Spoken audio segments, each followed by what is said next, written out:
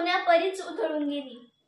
वाघिणीचं काळीज तिचं वाघ तिच्या पोटी, वाघिणीचं काळीज तिचं वाघ तिच्या पोटी, स्वराज्याचा ध्यास म्हणी जगदंब जगदंब तिच्या ओटी, स्वराज्याचा ध्यास म्हणी जगदंब जगदंब तिच्या ओटी। नमस्कार आयोजक, परीक्षक व माझ्या स्पर्धक मित्रांनो, मी स्पर्धक संस्कृती निलेश अकोलकर। माझ्या शाळेचे नाव काशीनाथराव पाटील जाधव प्राथमिक विद्यालय कन्नड। मी आज या व्यासपीठावर विषय मांडते विश्व प्रेरिका माँसाहेब जिजाऊ। माँसाहेब, तुमचं माहेर सिंदखेड राजा विदर्भात, तुमचं सासर वेरूळ मराठवाड्यात, तुमचं आयुष्य गेलं पुण्यात पश्चिम महाराष्ट्र आणि तुमच्या आयुष्याचा उत्तरार्ध म्हणजेच रायगड अर्थातच कोकणात।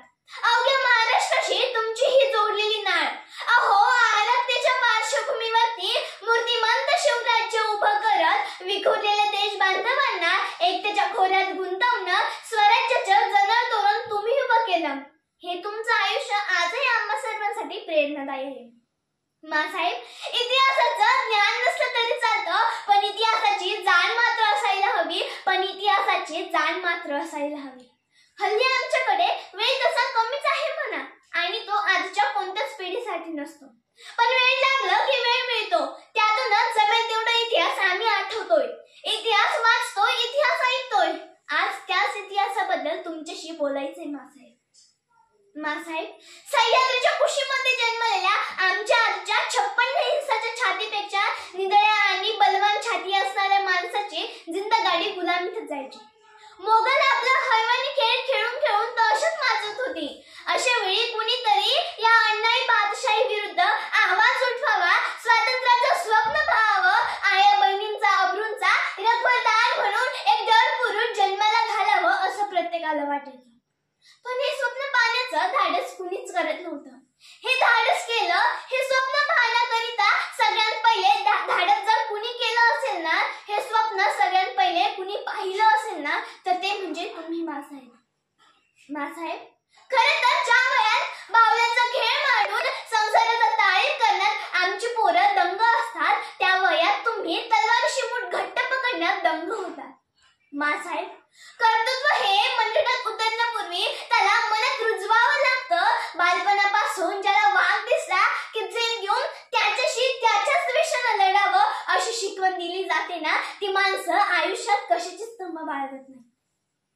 स्वराज्याच्या आडेनाऱ्या भेकडांशी लढण्याचं धैर्य बाळराजांना मिळालंय ना, ते तुमच्या निडर जगण्याच्या संस्कारांमुळे।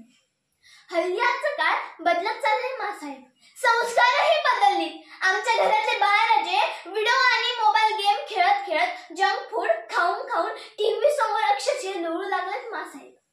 घराघराचा कार्टून शो झालाय माँसाहेब। माँसाहेब, आजचे मावळे म्हणतात की अरे व्हॉट्सअप स्टेटस ठेवतो मी शिवरायांचा मावळा आणि गडाच्या 4 पायरी चढल्या की फुसफुस करतो हा बावळा। बड्डे आहे भावाचा, जल्लोष सारे गावाचा, असं म्हणत फिरणाऱ्या भावाला गल्लीतला काळ कुत्रा सुद्धा विचारत नाही। अरे जेवढा गावळा काव काव करत नाही ना, त्यापेक्षा जास्त पोरं पोरींच्या फोटोंना बघून वाह वाह करतात। कुठे गेले संस्कार? माँसाहेब, पूर्वी तुम्ही महाराजांवर केलेले संस्कार उत्कृष्ट आणि चांगले होते, पण आजची आई आपल्या मुलांवर असे संस्कार करते। याला आम्ही संस्कार म्हणावं की वाईट संस्कार म्हणावं हेच आम्हाला कळत नाही। म्हणूनच मी तुम्हाला विनम्र अभिवादन करते आणि माझ्या भाषणास पूर्ण विराम देते। जय हिंद, जय महाराष्ट्र।